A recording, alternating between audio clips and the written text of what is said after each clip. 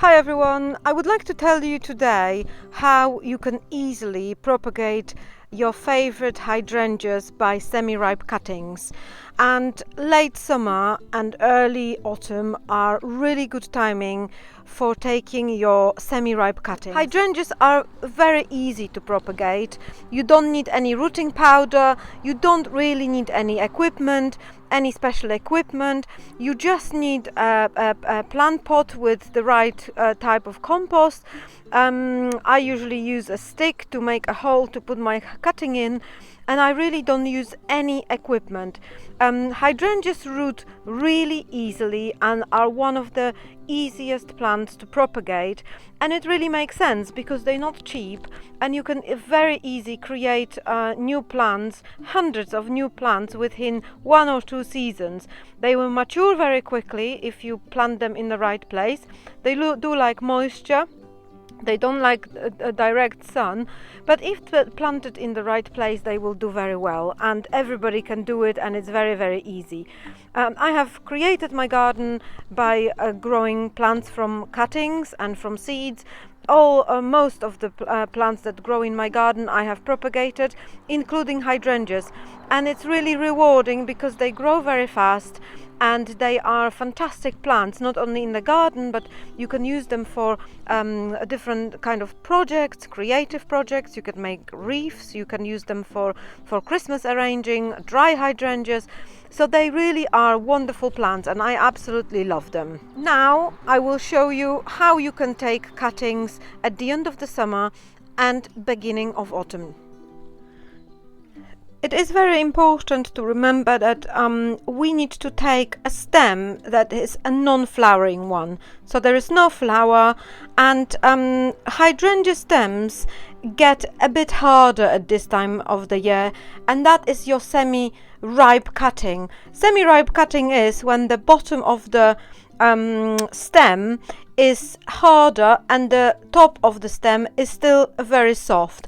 And this is one of those. You can break the cutting and just get it from the plant, just like that.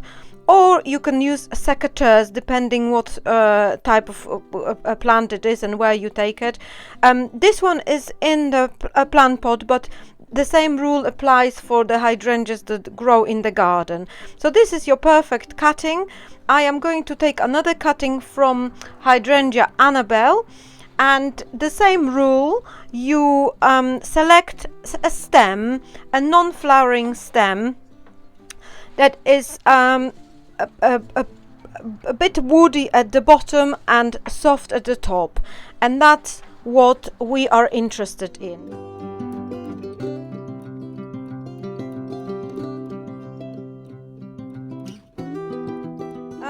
There is one point to mention, that we always cut below the leaf node, just here where the leaves are starting to grow, and this is where your cutting will start to root.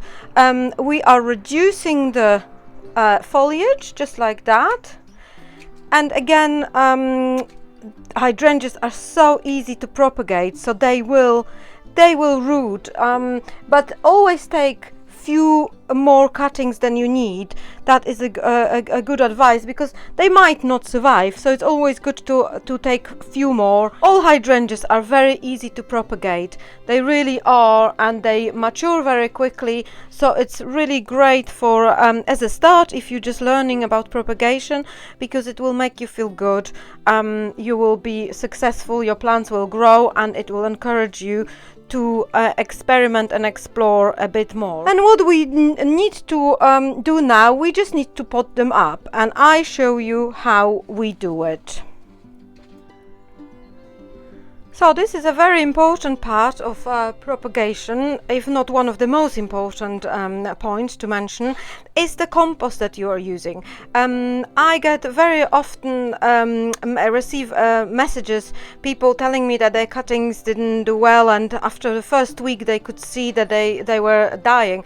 And it's usually because we provide a very rich compost. The general purpose is usually very, very heavy compared to this, and what we want is we want to keep our cuttings in the compost that where the water will free drain.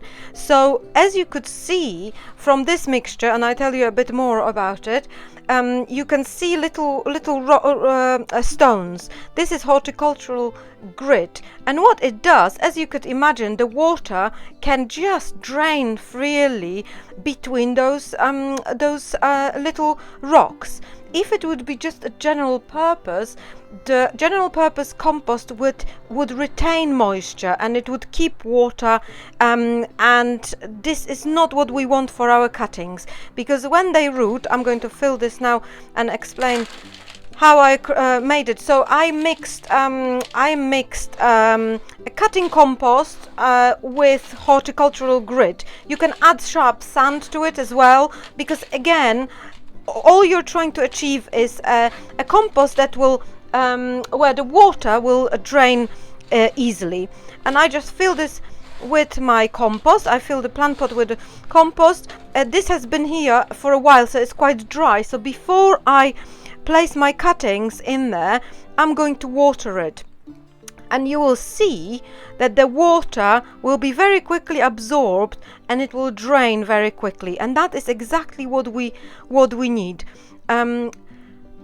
I store all my cuttings outside, all my hydrangea cuttings, all my lavender cuttings, I store them outside. And our climate is quite mild, so our winters are probably, we get about -4 degrees, not colder than that, and they all doing absolutely fine outside.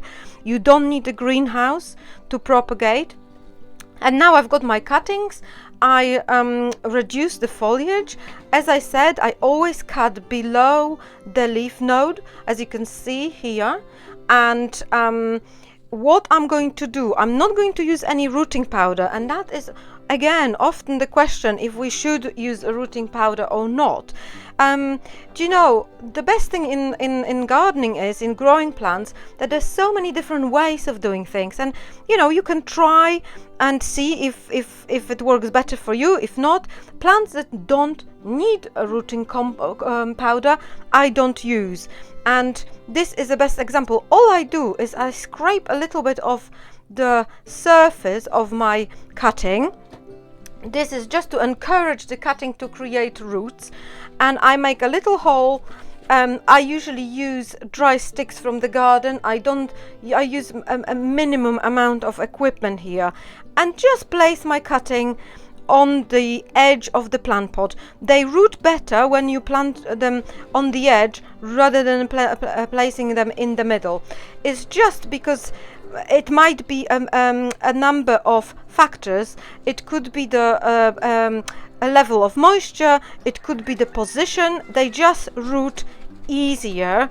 I've done loads of different tests, because some people believe that this is just because the roots hit the side of the plant pot and they break, and this way they create better root system. But that's not the case, because I've tried and I've did few tests and they don't break. They just grow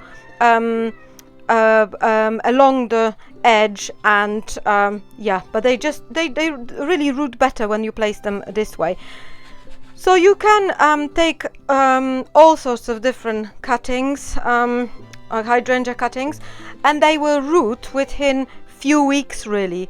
And they are your semi-ripe cuttings. They are being taken at the end of the summer and beginning of autumn, where you can still see the foliage, but the lower side of the lower part of the stem gets harder and sometimes woody.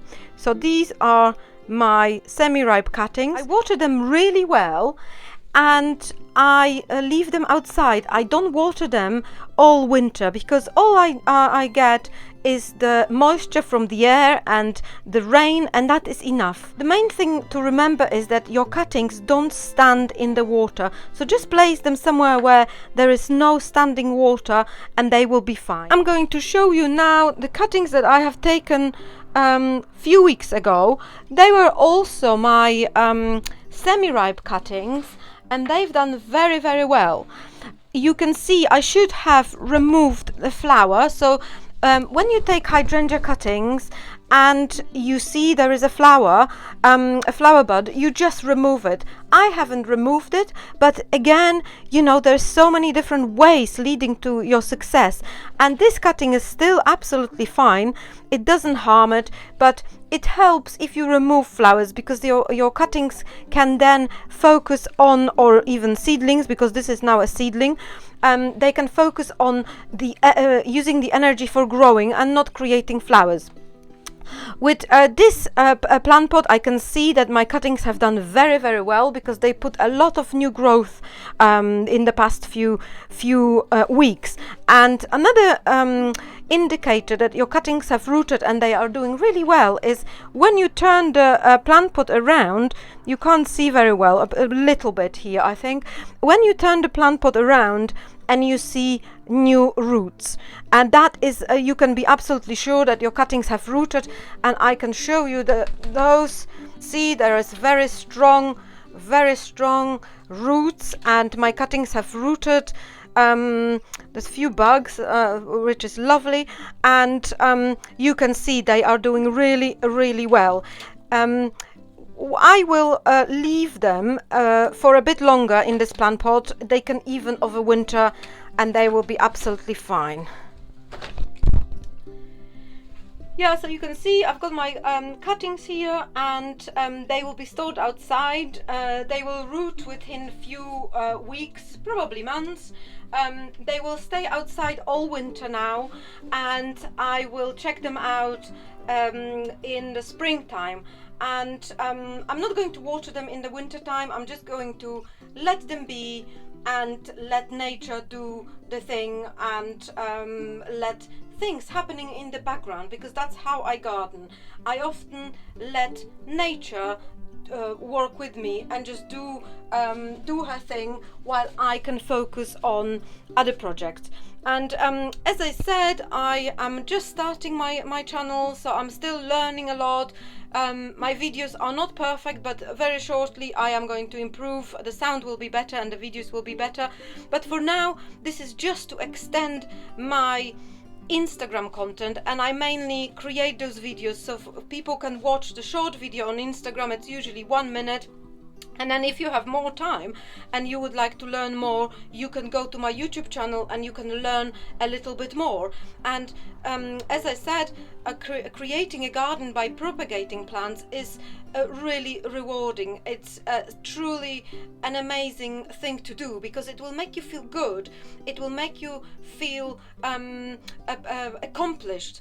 And I very often use propagation as the way of, you know, it lifts, propagation lifts me up.